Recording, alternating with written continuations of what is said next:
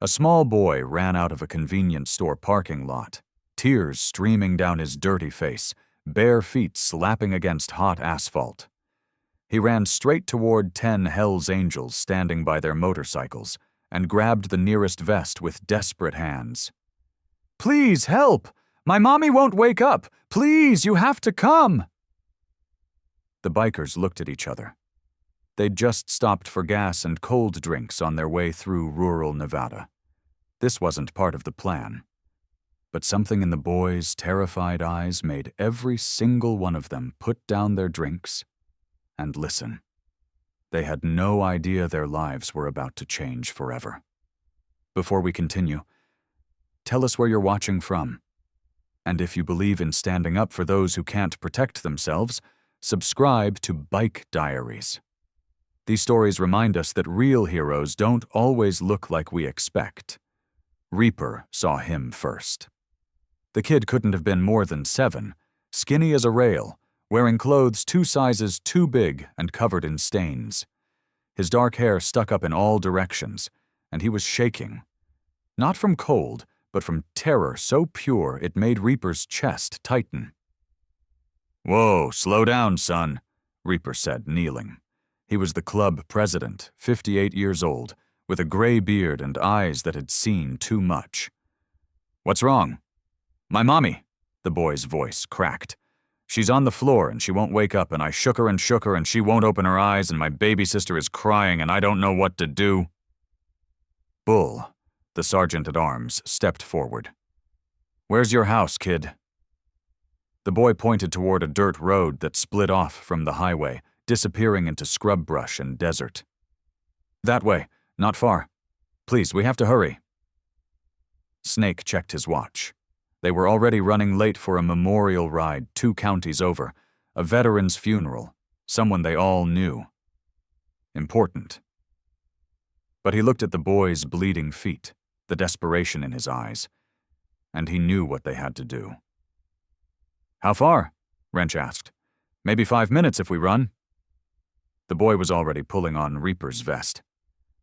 "But I can't carry Mommy. She's too heavy, and Emma won't stop crying. She's only 3. She doesn't understand." Reaper looked at his brothers. All 10 of them. Tank, the biggest, with fists like sledgehammers. Ghost, quiet and lethal. Hammer, who'd been a combat medic in Afghanistan. Diesel, Crow, Viper, and Chains, each of them hardened by life, by roads, by mistakes they'd made and paid for. They all nodded. "Get on," Reaper said, lifting the boy onto his bike. "What's your name?" "Tyler." "Okay, Tyler. Hold on tight. You're going to show us where to go." The engines roared to life. Tyler pointed, and Reaper turned down the dirt road, the others following in formation. The desert landscape was harsh, cacti and rocks and heat that shimmered like water. After 3 minutes, they saw it. A mobile home, rusted and dented, sitting alone in the middle of nowhere. No neighbors, no other houses. Just isolation, and a door hanging crooked on broken hinges. They killed the engines. The silence was immediate and wrong. No air conditioning hum, no sounds of life, just heat and emptiness, and Tyler scrambling off the bike, running toward the door. "Mommy, I brought help! Please wake up!" The Hells Angels moved as one, following Tyler inside. The smell hit them first. Spoiled food, dirty diapers, desperation. The interior was dim, curtains drawn against the brutal sun. Trash overflowed from a broken bin. Dishes were piled in a sink with no running water. And on the floor, unconscious, was a woman in her late 20s. Too thin, her skin waxy and pale, her breathing so shallow it was almost invisible. Beside her, sitting on a stained blanket, was a toddler. The little girl's diaper sagged. Her face was red from crying, and when she saw the bikers, she screamed, "Emma, it's okay!" Tyler ran to his sister, scooping her up with the practiced ease of a child who'd done it many times before. "They're here to help." Hammer was already kneeling beside the mother, his fingers on her neck, checking vitals. Pulse is weak, breathing's shallow, she's severely dehydrated. He looked up at Reaper. "We need an ambulance, now." Diesel pulled out his phone, then cursed. "No signal." "Of course not," Ghost muttered, looking around the trailer. The walls were thin as paper. A window was covered with cardboard. The AC unit in the corner was dead, making the interior feel like an oven. Tank moved through the small space, checking rooms. He came back, his scarred face darker than usual. "No food. Nothing in the cabinets. Fridge is empty and not even running. Bathroom sink is dry. Looks like the water's been shut off." Reaper stood slowly, his hands clenched.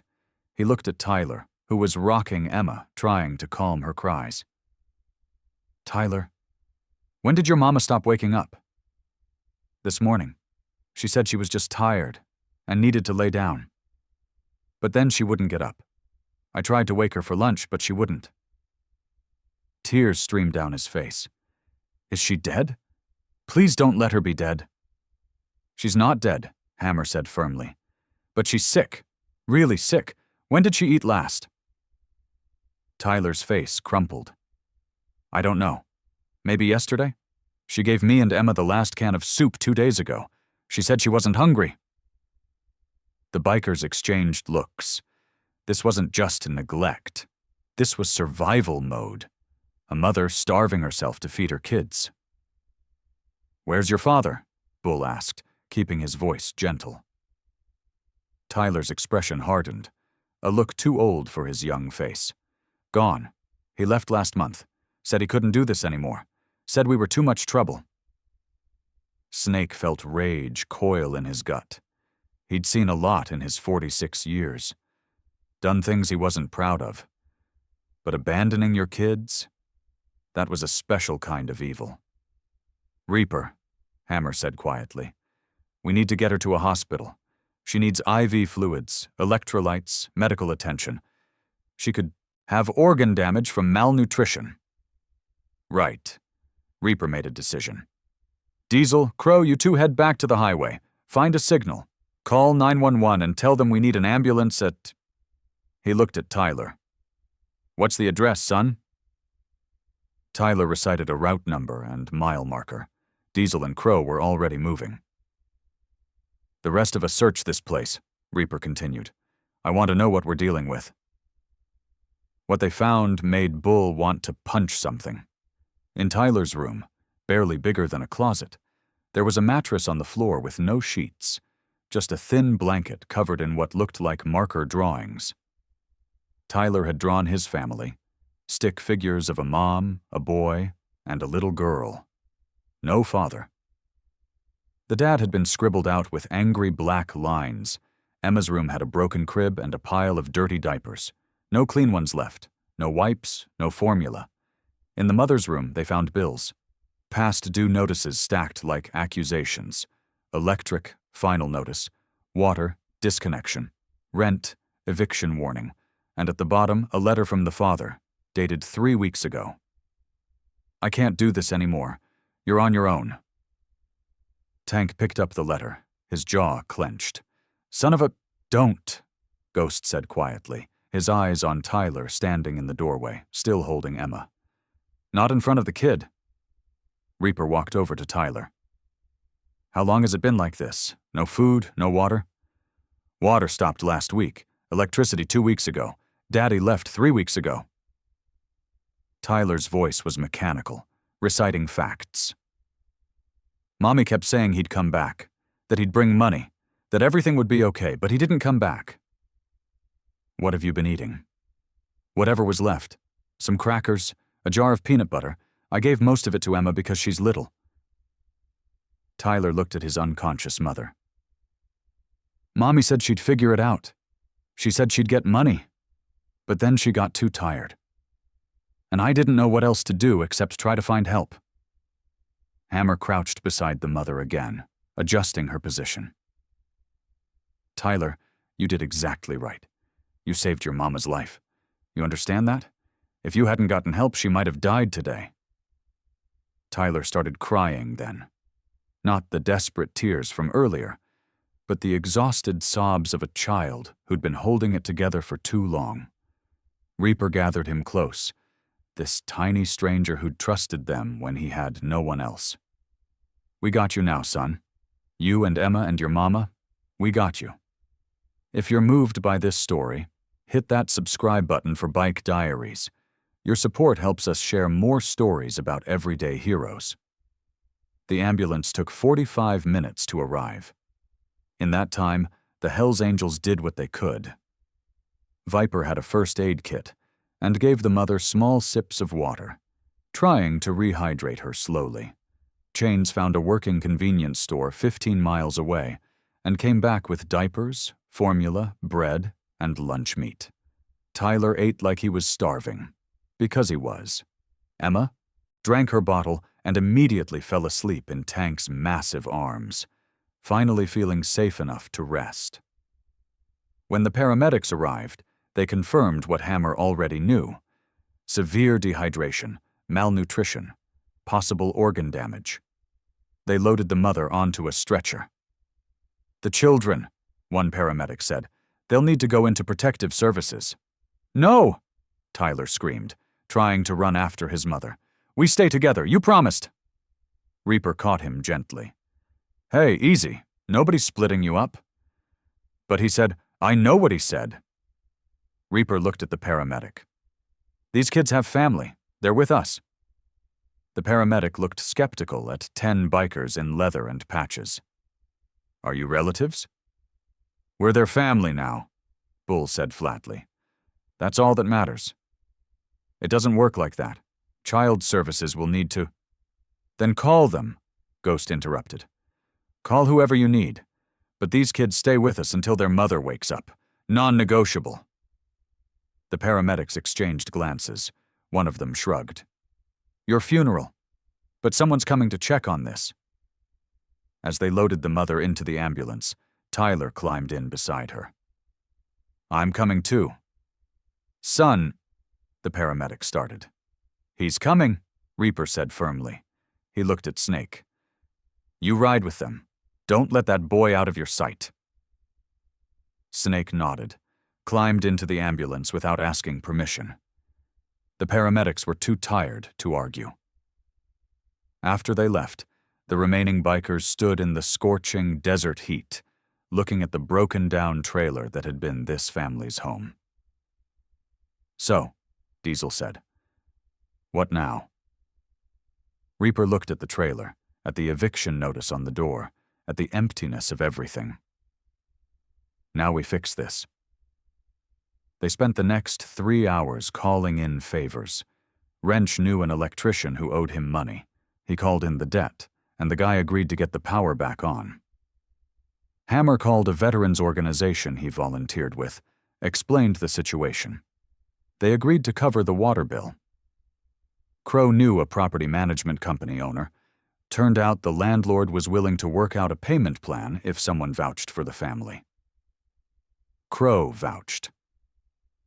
By the time the sun started setting, the trailer had power and water. Tank and Bull hauled in groceries, real food, not just survival rations. Viper and Chains cleaned, throwing out trash, scrubbing surfaces, making the place livable. Ghost sat outside, keeping watch. Something about this felt wrong. A father doesn't just abandon his family without warning unless he's running from something. Ghost had learned in prison to trust his instincts, and his instincts said this wasn't over. At the hospital, Snake texted updates. Tyler's mother, her name was Jennifer, had woken up briefly, long enough to cry when she saw Tyler and to ask about Emma. The doctors said she'd survive, but she needed at least 3 days of hospitalization. Tyler refused to leave her bedside. The hospital staff tried to make him go to a waiting room, but Snake stood behind him, arms crossed, daring anyone to move the kid. That night, the Hells Angels held an impromptu meeting at the trailer.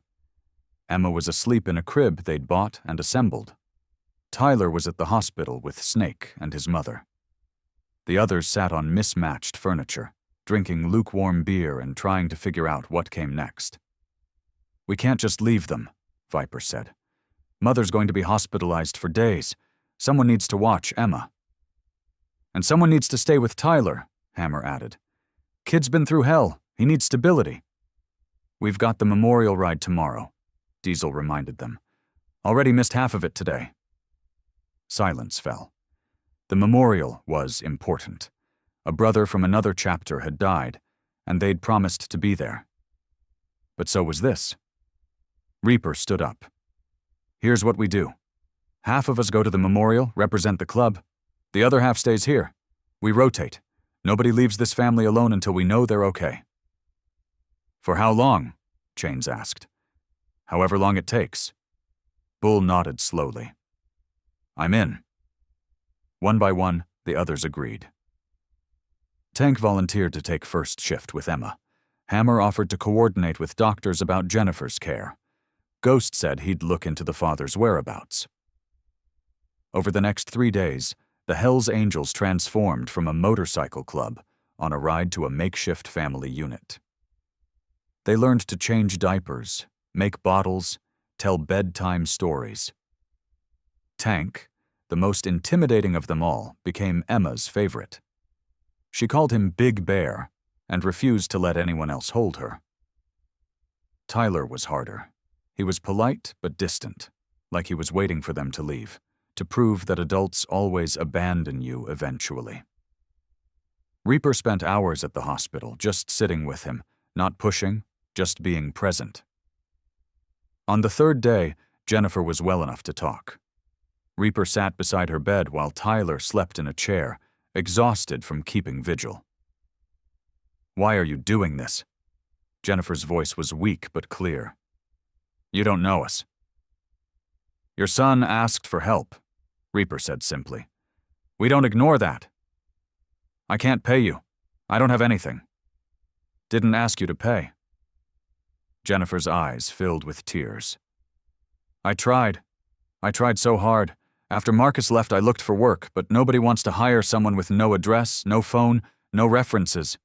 I applied for assistance, but it takes weeks to process. I kept telling Tyler everything would be okay, but..." Her voice broke. "I was lying. I didn't know how to fix it." "You kept your kids alive," Reaper said. "You fed them when you were starving. Tyler told me. You did what mothers do." "I failed them." "No. Their father failed them. The system failed them. But you fought until you couldn't anymore. Now let us help fight for a while." Jennifer looked at her son, sleeping peacefully for the first time in weeks. "What happens when you leave? When you go back to your lives? We'll be right back here." "Then we make sure that doesn't happen." Tell us in the comments. Would you have stopped to help? Would you have stayed? Your answer matters to us. The social worker arrived on day 4. Her name was Patricia Santos, a woman in her 50s who'd seen everything and believed in nothing. She walked into the trailer to find 6 Hells Angels cooking breakfast, Emma giggling on Tank's shoulders, and Tyler, who'd been released from the hospital with his mother, doing homework at a table that hadn't existed 3 days ago.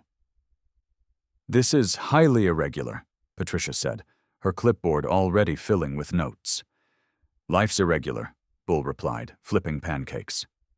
"Breakfast?" She declined. Instead, she interviewed Jennifer, who'd been released from the hospital with strict instructions for rest and nutrition. Patricia asked about the children's father, about their living situation, about how Jennifer planned to support her family. "I don't know," Jennifer admitted, tears streaming down her face. "I don't have answers. But these men, they've been helping. They've given us food and paid our bills and watched my children and—" "They're bikers," Patricia interrupted. "Members of a motorcycle club. Do you understand what that means?" "It means they were there when nobody else was," Tyler spoke up from his homework. "When Daddy left and Mommy got sick and I was scared, they came. They stayed."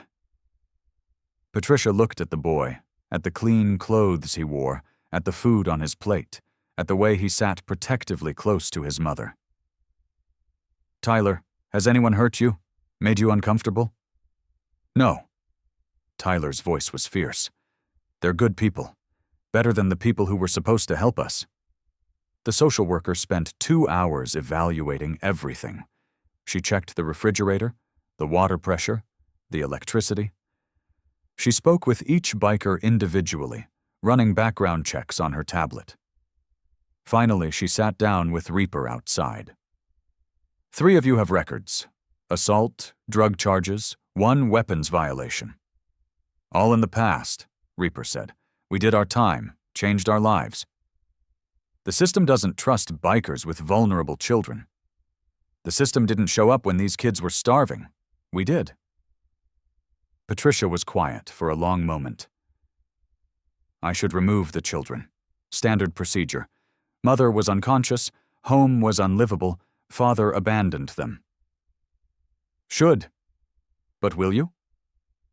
She looked through the window at Emma, laughing, at Tyler doing homework with Hammer's help, at Jennifer eating soup that Viper had made. If I remove them, they'll be split up. Different foster homes. Tyler will probably run away. Kids his age usually do. Emma will be traumatized. Jennifer will lose custody and never get them back. Or I give you 30 days, provisional approval. I come back weekly.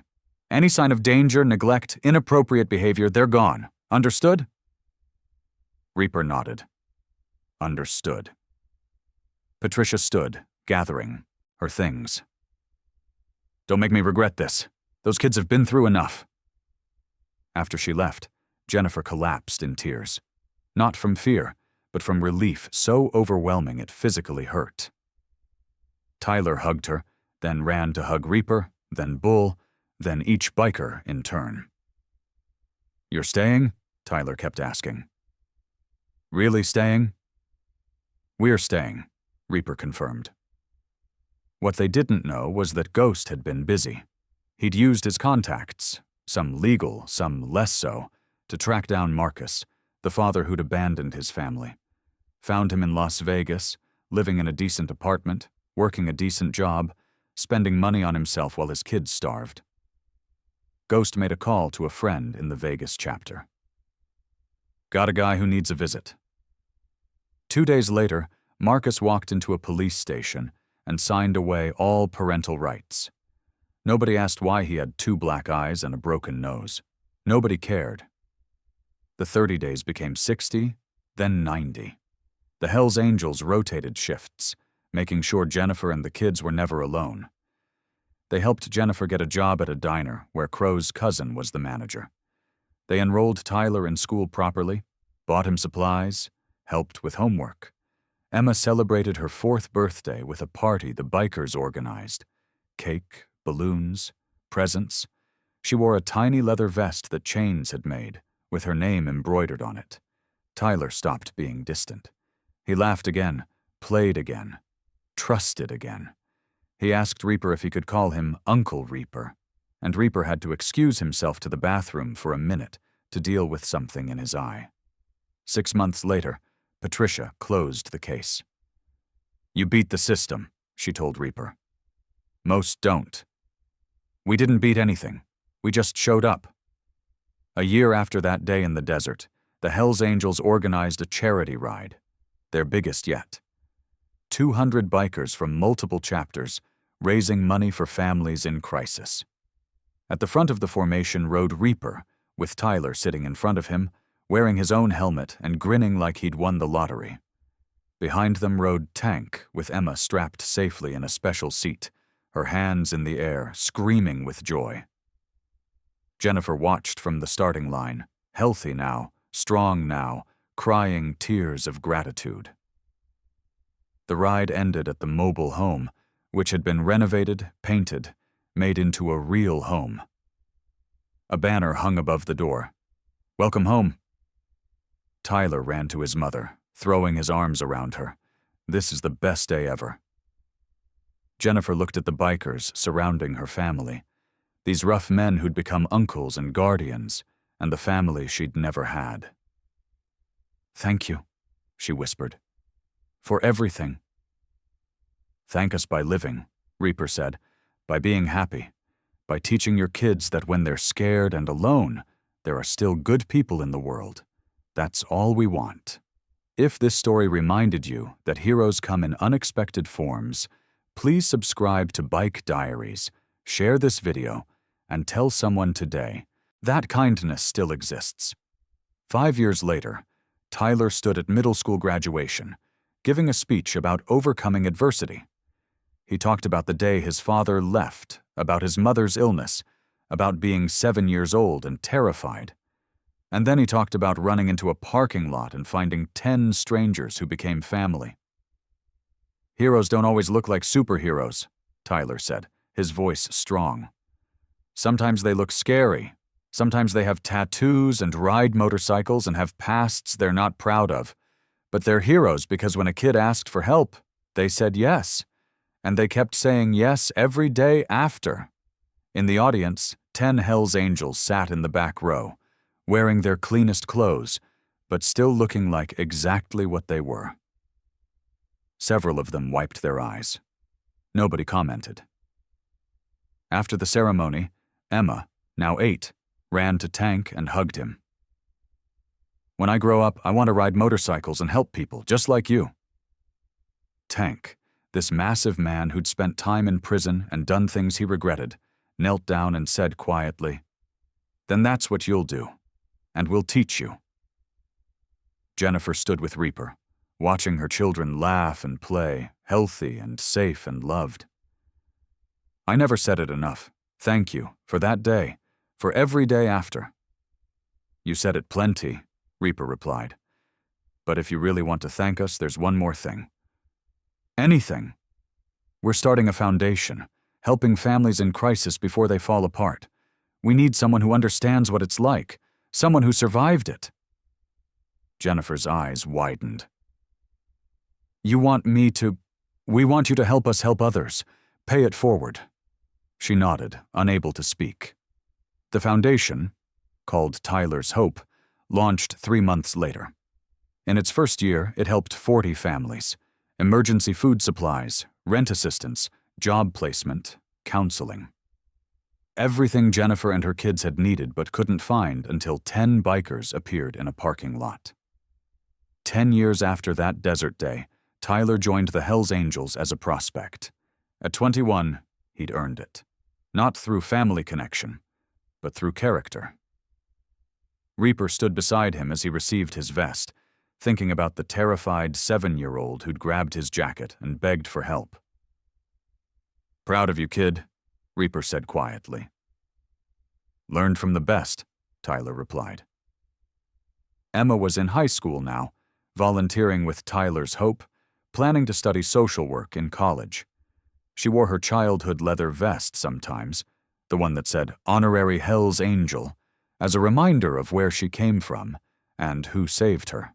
Jennifer married eventually, a good man who worked for the foundation, who understood trauma and healing, who never tried to replace the family the Hells Angels had become. The mobile home was long gone, replaced by a modest house the foundation helped purchase. But Jennifer kept one thing from those desperate days: the marker drawing Tyler had made on his thin blanket. Stick figures of a mom, a boy, and a little girl. She'd added to it over the years, 10 more stick figures on motorcycles, surrounding the family, protecting them. On the anniversary of that day every year, the Hells Angels gathered at Jennifer's house. They'd eat, laugh, tell stories, and remember the moment everything changed. The moment a little boy ran out of the desert and trusted them with his family's survival. Sometimes the people who save you aren't the ones you expect. Sometimes they're the ones society tells you to fear. Sometimes they're outlaws on motorcycles who hear a child crying, "Mommy won't wake up," and decide that right now, in this moment, they're going to be heroes. And sometimes, the people you save end up saving you right back. Thank you for watching. Be brave. Be kind. Be the person who stops when someone needs help. Because you never know when saying yes to a stranger might change both your lives forever. Subscribe to Bike Diaries. Share this story. And remember, family isn't always blood. Sometimes it's 10 bikers who showed up when nobody else did and never left.